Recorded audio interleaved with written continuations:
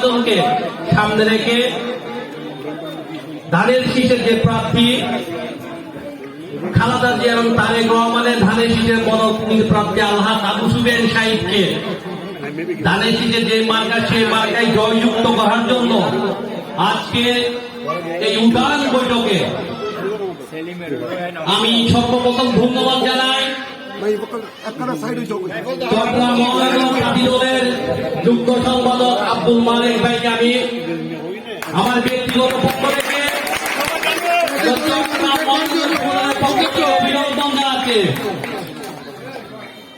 আজকের এই অনুষ্ঠানের সম্মানিত প্রধান অতিথি হিসেবে উপস্থিত আছেন আপনাদের সকলের প্রাণ প্রিয় ধানের শীষের আমাদের প্রবীণ রাজনীতিবিদ সবুর ভাই উপস্থিত হয়েছেন, ইয়াসিন চৌধুরী লিটন ভাই উপস্থিত হয়েছেন, আর ওরকম লিপু আঙ্কেল উপস্থিত হয়েছেন, সিরাজ ভাই উপস্থিত হয়েছেন এবং হিরো ভাই উপস্থিত হয়েছেন, গ্যাস ভাই রয়েছেন, নাজু ভাই উপস্থিত হয়েছেন, নাসিম রয়েছেন, মিন্টু রয়েছেন, সুয়েদ জাভেদ সহ তাঁতিদল যুবদল এবং অসংখ্য এই এলাকার সর্বস্তরের জনগণ উপস্থিত হয়েছেন এবং সবচেয়ে বেশি উপস্থিত হয়েছেন আমার মা বোনেরা। আমি তাদেরকে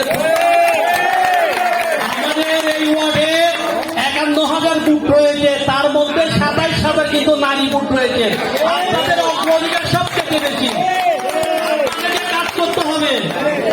আপনারা ওয়াদা করবেন যে ১২ তারিখ প্রত্যেকটা বাড়িতে গিয়ে আপনারা তো নিজেরাই যাবেন, অন্য আমাদের মা বোন যারা আছে তাদেরকে নিয়ে তাদের শীতের পক্ষে কাজ করতে হবে। আপনাদেরকে একটা জিনিস মনে রাখতে হবে, ষড়যন্ত্র চলছে এই নির্বাচনকে বানচাল করার জন্য, নির্বাচনকে ম্যানিপুলেট করার জন্য, ইলেকশন ইঞ্জিনিয়ারিং করার জন্য প্রতিনিয়ত ষড়যন্ত্র চলছে। আমাদেরকে সজাগ থাকতে হবে। বাংলাদেশের মানুষ গণতন্ত্রকে বিশ্বাস করে। আমরা সাউথ ব্লকে বুঝি না, নর্থ ব্লকে বুঝি না, শুধু বাংলাদেশ বুঝি, ষড়যন্ত্র আমরা বুঝি না। দীর্ঘ ১৭ বছর পরে বাংলাদেশের মানুষের যে ভোটের অধিকার, সেই ভোটের অধিকার প্রয়োগ করার যে উৎসব আনন্দ এসেছে, এটা আমরা কেউ মিস করতে পারি না, পারবো না।